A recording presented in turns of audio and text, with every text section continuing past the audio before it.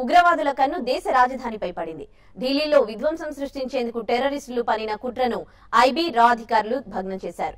నోయిడాలో 2 ఉగ్రవాదుల్ని arrest చేసిన పోలీసులు republic day సందర్భంగా ఢిల్లీని టార్గెట్ చేశారనే విషయం తెలుసుకున్నారు. అరెస్ట్ అయిన ఉగ్రవాదుల్లో ఒకరు బంగ్లాదేశ్ జాతీయుడిగా గుర్తించారు. అయితే ఢిల్లీ పరిసరాల్లో మరికొందరు ఉగ్రవాదులు ఉన్నట్లు అనుమానిస్తున్నారు. ముష్కరుల కోసం గాలింపు చర్యలు ముమ్మరం చేశారు. ఢిల్లీలో పేలుళ్లకు ఉగ్రవాదులు పన్నిన కుట్రపై మరిన్ని వివరాలు మా ప్రతినిధి ప్రదీప్ అందిస్తారు.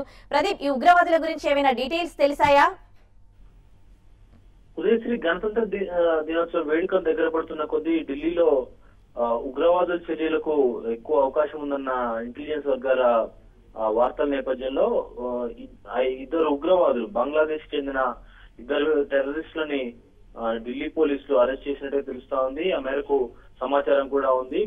West Bengal ATS anti terror squad సమాచారంతో నోయిడా సమీపంలో దాదాపుగా వారం రోజుల పాటు నిర్వహించిన కసరత్తులో భాగంగా వారు ఈ నెల 19వ తారీఖున ఇద్దరిని కూడా అరెస్ట్ చేసినట్టుగా సమాచారం. వీరి కదలికలపైన ముందు నుంచి నిఘా ఉంచిన అధికారులు వీరిని అరెస్ట్ చేయడం జరిగింది. వీరిని పూర్తి స్థాయిలో విచారించిన అనంతరము రానున్న గణతంత్ర దినోత్సవ వేడుకల సందర్భంగా రాజధానిలో ముఖ్యంగా అమెరికా ప్రధాన అధ్యక్షుడు బరాక్ ఒబామా కూడా రాబోతున్న నేపథ్యంలో కొంత అలజడి సృష్టించేందుకు ప్రయత్నాలు చేస్తున్నారు. పలు చోట్ల తీవ్రవాదులు పేలుల్లో కూడా ప్రయత్నాలు చేస్తున్నట్టుగా సమాచారం అందింది. ఆ మేరకు మరికొన్ని చోట్ల కూడా పోలీసులు తనిఖీలు చేయబోతున్నారు. రానున్న 10-15 రోజుల్లో ఇలాంటి ఘటనలు మరికొన్ని జరిగే అవకాశం ఉందన్న వార్తల నేపథ్యంలో పోలీసులు పూర్తి స్థాయిలో అప్రమత్తమయ్యారు. వీరిలో ఒకరు బంగ్లాదేశ్ జాతీయుడిగా గుర్తించడం జరిగింది. వారు వెస్ట్ బెంగాల్ ద్వారా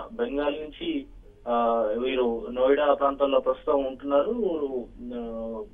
జనవరి 15 నుంచి 26 మధ్యలో కొన్ని పేలుళ్లకు కొన్ని భారీ ప్రాణ నష్టం కలిగించేందుకు కుట్ర పన్నుతున్నట్టుగా సమాచారం నేపథ్యంలో వీరి అరెస్టుకు సంబంధించి మరింత విచారణ జరగాల్సింది. ఢిల్లీ పరిసర ప్రాంతాల్లో మరికొద్దిమంది కూడా ఈ తరహాలోనే ఇప్పటికే నగరంలో ప్రవేశించుంటారన్న అనుమానం నేపథ్యంలో పోలీసులు తనిఖీలు ముమ్మరం చేయడం, మరోవైపు నిఘాని మరింత కట్టుదిట్ట చేయడం కూడా జరిగింది. Thank you Pradeep.